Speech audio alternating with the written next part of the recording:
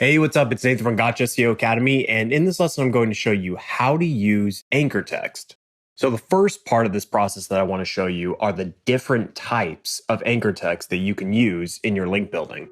And so the first type of anchor text that you need to understand is a branded anchor text. And so to give you an example of what a branded anchor text is, it would just be if you linked as WebMD, or you linked as Gotcha SEO, or you linked as Forbes. These would all be branded anchor text. The next type of anchor text is what I like to call a naked link. And so an example of a naked link anchor text would be webmd.com or www.webmd.com, or any variation of that would be considered a naked link anchor text.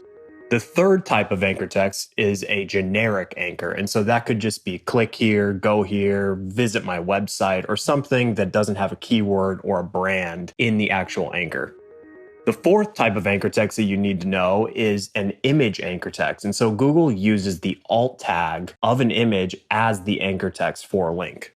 And so this only really matters if you're linking from an image to your website. The fifth type of anchor is an LSI anchor text, and LSI stands for latent semantic indexing. So I know that sounds like a bunch of technical jargon, but I promise you it is not complicated. So you can think of an LSI keyword just as a relevant keyword or a closely related keyword.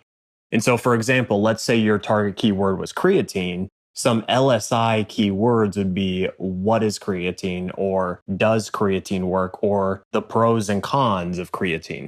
And so using these LSI or super related keywords is a great way to diversify your anchor text profile and make it look more natural. So the next type of anchor that you need to understand is the brand plus keyword anchor text. So that would simply just be WebMD creatine, or creatine at WebMD, or learn about creatine at WebMD. So in this instance, there has to at least be a brand in there and also a keyword in the anchor text for it to be classified in this category. The next type of anchor text is a partial match anchor text. And so an example of this would be learn more about creatine. The next type of anchor text, which is the most popular in the SEO industry and probably the one you've heard about before, is an exact match anchor text.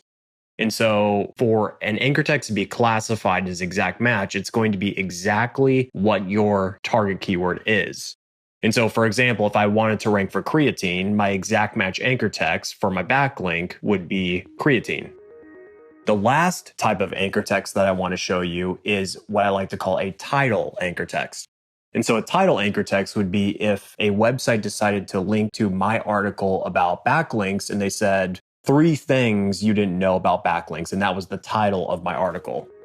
So before I show you how frequently you should be using these different types of anchor text, I want to explain this concept of co-occurrence. So once again, I am not going to bore you with technical jargon, but co-occurrence is the process of putting your keyword in close proximity to your anchor text.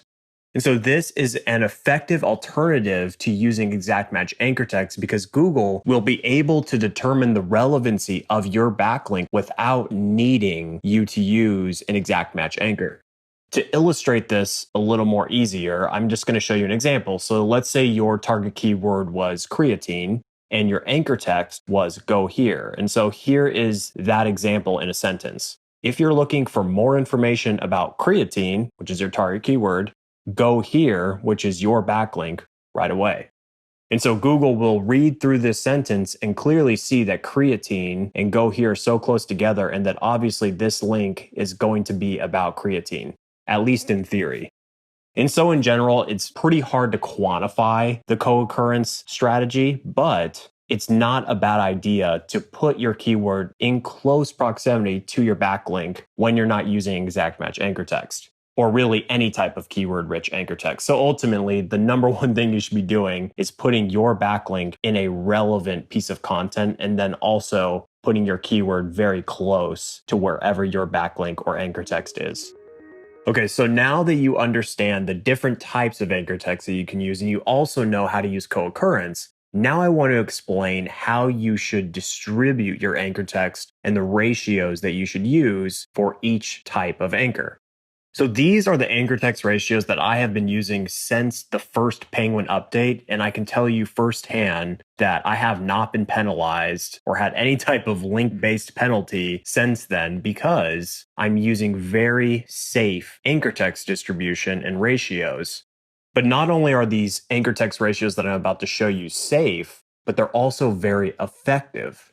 And so the two types of anchor text that will comprise the bulk of your anchor text profile are going to be branded anchor text, which should be at least 70% or above of all your anchor text, naked link anchor text, which should be about 20 or so percent, and then also generic anchor text, which are just going to be click here, go here, etc. And then the last 1 to 5% of your anchor text should be either LSI keywords, partial match anchor text, or your title as an anchor text. And then as far as exact match anchor text, you should stay below 1% in most scenarios. So if you follow these ratios, I can assure you that you'll never have to deal with any type of algorithmic penalties or even manual penalties. And one last thing to keep in mind about ratios and how to distribute your anchor text is that anchor text is a very small piece of the equation. What really matters is the quality of the content and the page that you have created, how well you've optimized that page, and then secondly, the quality of the backlinks that are going to that page. It doesn't really matter the type of anchor text that you're using and all that other stuff. It just really matters the quality of your page and the quality of your backlinks. Those are the two most important factors and the strongest factors that will determine how well your specific pages will rank. And anchor text is a very small piece of the equation. So I wouldn't stress out about it too much. Just focus on keeping things natural and you won't need to worry about it too much. And so real quickly, I want to show you a tactic you can use for your anchor text, which I call anchor text cycling.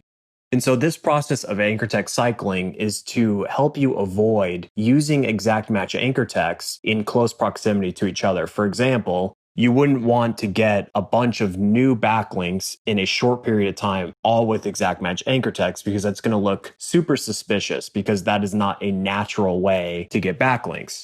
And so if that were to happen and you were to get all of these exact match anchor texts in a very short amount of time, then there's a very good chance that you could get penalized by the algorithm. And so you want to avoid this. So the best way to do that is to cycle your anchor text. So what you do is, let's say you get a backlink on Monday for your exact match anchor text. That's fine. But then after that, you want to start using all the different types of anchor text before you get your next exact match anchor.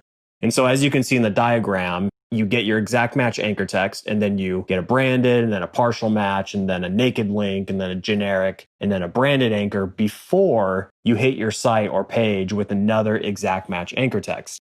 And so the good news is that you don't have to be super rigid about this process, because when you're doing outreach and you're acquiring links naturally, this will kind of just happen on its own.